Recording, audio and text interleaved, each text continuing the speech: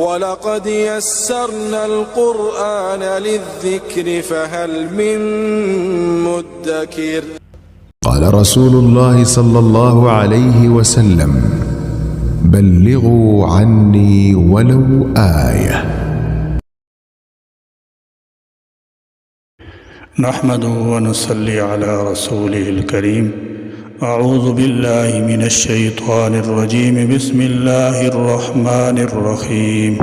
عن أبي هريرة رضي الله تعالى عنه قال: أوصاني خليلي صلى الله عليه وسلم بصيام 3 أيام من كل شهر وركعة الضحى وأن أوتر قبل أن أنام. متفق عليه. سیدنا ابو ہریرہ رضی اللہ تعالی عنہ فرماتے ہیں کہ میرے خلیل نبی صلی اللہ علیہ وسلم نے مجھے 3 باتوں کی وصیت فرمائی: ہر ماہ 3 دن روزہ رکھوں، چاشت کی 2 رکعت ادا کروں، اور یہ کہ سونے سے پہلے میں وتر ادا کروں۔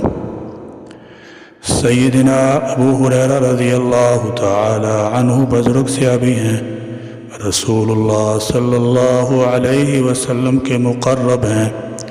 وہ ہمیں نبی صلی اللہ علیہ وسلم کی وصیت کے بارے میں خبر دیتے ہوئے فرماتے ہیں کہ میرے دوست نے مجھے 3 باتوں کی وصیت فرمائی۔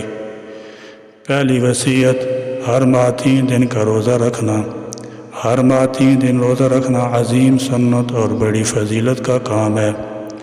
نبی صلی اللہ علیہ وسلم نے یہ بتلایا ہے کہ ہر ماہ 3 دن روزہ رکھنا گویا پورے سال کا روزہ رکھنا ہے، اور یہ اللہ تعالیٰ کا انعام ہے اپنے بندوں پر۔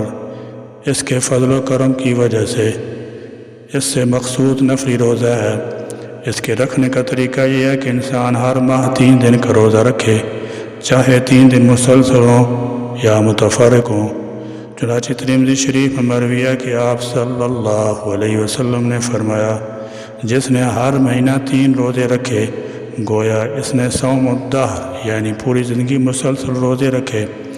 ان احادیث کے اطلاق اور ظاہر کا تقاضا یہ ہے کہ یہ فضیلت پورے مہینے میں کسی بھی موقع پر مسلسل یا متفرق طور پر 3 روزے رکھنے سے حاصل ہو جائے گی۔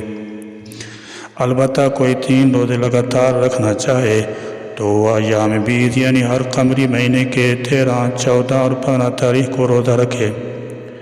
سنن نسائی کی ایک روایت میں ابو ذر رضی اللہ تعالی عنہ فرماتے ہیں کہ آپ صلی اللہ علیہ وسلم نے ہمیں ایام بیض کے 3 دن یعنی 13، 14 اور 15 تاریخ کو روزہ رکھنے کا حکم فرمایا۔ ایام بیض یعنی ہر قمری مہینے کے 13، 14 اور 15 تاریخ کو روزہ رکھنے سے پہلی قسم کی احادیث میں وارد فضیلت بھی حاصل ہو جائے گی۔ اس لیے افضل یہ ہے کہ ہر مہینے کے 3 روزے ایام بیض یعنی 13، 14 اور 15 تاریخ کو رکھے جائیں۔ البتہ ماہ ذی الحجہ میں چونکہ 13 تاریخ کو ایام تشریق میں داخل ہونے کی وجہ سے روزہ رکھنا شرعاً ممنوع ہے، اس لیے ذی الحجہ میں ایام بیض کے روزے نہیں ہو سکتے، لہذا ذی الحجہ میں 13 تاریخ کی جگہ 16 تاریخ کو یا بعد میں کسی تاریخ کو روزہ رکھ لیا کریں۔ دوسری صلاۃ چاشت کی وصیت حضرت عائشہ رضی اللہ تعالی عنہ سے روایت ہے، وہ کہتی ہیں کہ رسول اللہ صلی اللہ علیہ وسلم صلاۃ الضحیٰ یعنی نماز چاشت 4 رکعت پڑھتے تھے، اور جتنا اللہ چاہتا اور زیادہ کرتے تھے۔ اسے امام مسلم نے روایت کیا ہے۔ اس حدیث میں حضرت عائشہ رضی اللہ تعالی عنہا نے ذکر کیا کہ نبی صلی اللہ علیہ وسلم چاشت کی نماز 4 رکعت پڑھتے ہیں اور ہر 2 رکعت پر سلام پھیر دیتے تھے۔ پھر انہوں نے ذکر کیا کہ نبی صلی اللہ علیہ وسلم اپنی قدرت و چستی کے بقدر 4 رکعت سے زیادہ بھی پڑھتے تھے۔ صلاۃ چاشت 2 یا اس سے زیادہ رکعت ہیں درمیان صبح میں ادا کی جاتی ہیں، لہذا مسلمان کے لیے مستحب ہے کہ وہ 2 یا 4 یا اس سے زیادہ رکعت چاشت کے وقت ادا کرے، کیونکہ اس کا بہت بڑا ثواب ہے اور اس کی بڑی فضیلت ہے۔ چاشت کی نماز کو حدیث شریف میں صلاۃ الضحیٰ کہا گیا ہے۔ نماز چاشت کا وقت آفتاب کے خوب طلوع ہو جانے یعنی 1.5 گھنٹہ بعد شروع ہوتا ہے، اور طلوع آفتاب اور آغاز ظہر کے درمیان کل وقت کا آدھا حصہ گزر جائے تو یہ چاشت کے لیے افضل وقت ہے۔ تیسری وصیت وتر نماز کی فرمائی۔ ہمیں نماز وتر کی خاص پابندی کرنی چاہیے، کیونکہ نبی اکرم صلی اللہ علیہ وسلم سفر حضر ہمیشہ نماز وتر کا اہتمام فرماتے تھے۔ نیز نبی اکرم صلی اللہ علیہ وسلم نے نماز وتر پڑھنے کی بہت زیادہ تاکید فرمائی ہے، حتیٰ کہ فرمایا اگر کوئی شخص وقت پر وتر نہ پڑھ سکے تو وہ بعد میں اس کی قضا کرے۔